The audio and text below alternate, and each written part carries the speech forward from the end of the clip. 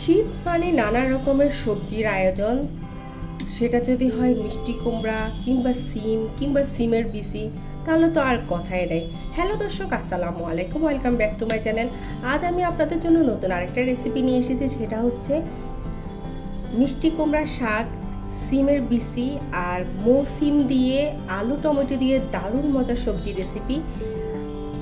এই সবজিটা দেখতে যেমন লোভনীয়, খেতে কিন্তু ভীষণ মজা হয়েছে। আশা করছি আমার আজকের এই সবজি রেসিপি আপনাদের সবার কাছে ভালো লাগবে। মিষ্টি কুমড়ার ডাঁটা, সিমের বিচি, সিম রান্না করার জন্য চুলা একটা প্যান বসিয়ে দিয়েছি, 4 পিস মাছ দিয়ে দিয়েছি আর 3 টেবিল চামচ সয়াবিন তেল দিয়ে দিলাম। এখানে একটা পেঁয়াজকে কুচি করে দিয়েছি, 2টো টমেটো দিয়ে দিচ্ছি।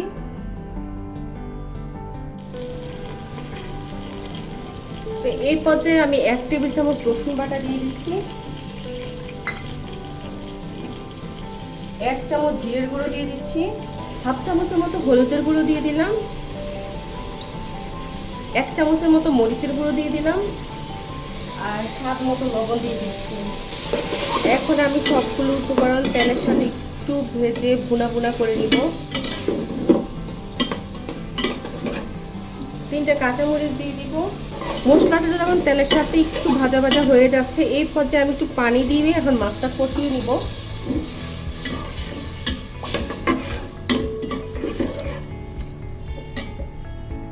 তো দেখুন মাছটা কষানো হয়ে গিয়েছে, এখন আমি মাছগুলো তুলে একটা প্লেটে নিয়ে নিব। এখন মশলার মধ্যে আমি একে একে সবজি দিয়ে দিচ্ছি। প্রথমে নতুন আলু দিয়ে দিচ্ছি, আর এখন শীতের সিজনে নতুন আলু ছাড়া তো রান্নাই হয় না। যে কোনো সবজি রান্না করলে কিন্তু নতুন আলু দিলে খেতে অনেক ভালো লাগে।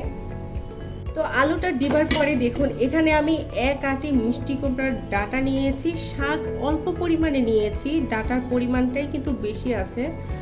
আসলে ডাঁটা দিয়ে, সিমের বিচি দিয়ে, সিম দিয়ে, নতুন আলু দিয়ে, টমেটো দিয়ে খেতে ভীষণ মজা লাগে।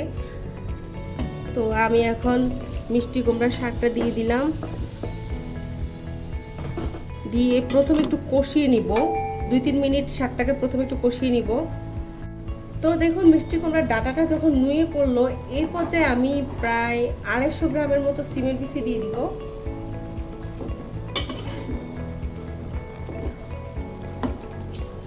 দিয়ে প্রথমে আমি কষিয়ে নিব 2-3 মিনিটের মতো। তো 2-3 মিনিট কষিয়ে নেওয়ার পরে এখন আমি পানি দিয়ে দিচ্ছি। আমি এখানে মেজারমেন্ট কাপে 3 কাপ পানি দিয়ে দিয়েছি, দিয়ে একটু নেড়ে চেড়ে দিচ্ছি। তো দেখুন এখানে আমি 4-5টা সিম কিংবা বাতাসা সিম, আপনারা যেটাই নামে ডাকেন না কেন, তোমরা আমি এটাকে সিম বলে থাকি কিংবা বদ্দার সিম বলে থাকি। তা 4-5টা নিয়েছি, সেটা আমি এখানে দিয়ে দিব। তবে সবজিটা আদা সিদ্ধ হলে তারপরে আমি সিমটা দিব, কারণ এই সিমটা সেদ্ধ হতে কিন্তু বেশি সময় লাগে না। তো 7-8 মিনিট পরে আমি এখন ঢাকনাটা উঠিয়ে নিচ্ছি। আমার সবজিটা পুরোপুরি রান্না হয়নি,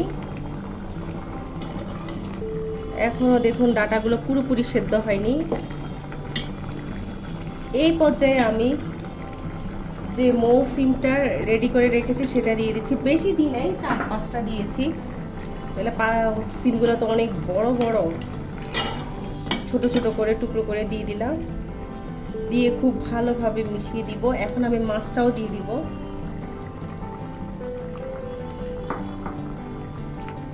এভাবে ধাপে ধাপে আপনারা এই সবজিটা রান্না করে দেখবেন, খেতে কিন্তু ভীষণ মজা হয়। আর এটা আমার হাজব্যান্ডের প্রিয় খাবার। আমি এইভাবেই রান্না করি এই সবজিটা। আর একটু পানি দিয়ে দিব, আরও 1 কাপের মতো পানি দিয়ে দিচ্ছি। তো এখন আবার ঢাকনা দিয়ে দিব, চুলার আঁচটা বাড়িয়ে, যতক্ষণ পর্যন্ত সবজিটা পুরোপুরি রান্না হয় ততক্ষণ পর্যন্ত। 10-15 মিনিট পরে আমি এখন ঢাকনাটা তুলে নিচ্ছি। তো দেখুন আমার সবজিটা রান্না হয়ে গিয়েছে, খুব লোভনীয় একটা কালার, দেখে খেতে ইচ্ছে করছে। তো এই পর্যায়ে আমি একটু ধনিয়া পাতা কুচি ছিটিয়ে দিচ্ছি।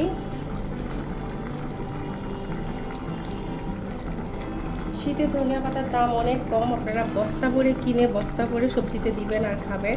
আবার ধনিয়া পাতা সেদ্ধ করে খেলেও কিন্তু কিডনি রোগের উপকার হয়, সেটাও আপনারা খেতে পারেন, সিদ্ধ করে পানিটা খেতে পারেন। তো আমার আজকে সিমের বিচি আর মিষ্টি কুমড়া শাকের রেসিপিটি আপনাদের কাছে কেমন লেগেছে, ভালো লাগলে অবশ্যই একটা লাইক দিবেন আর আমার চ্যানেলটিকে সাবস্ক্রাইব করবেন।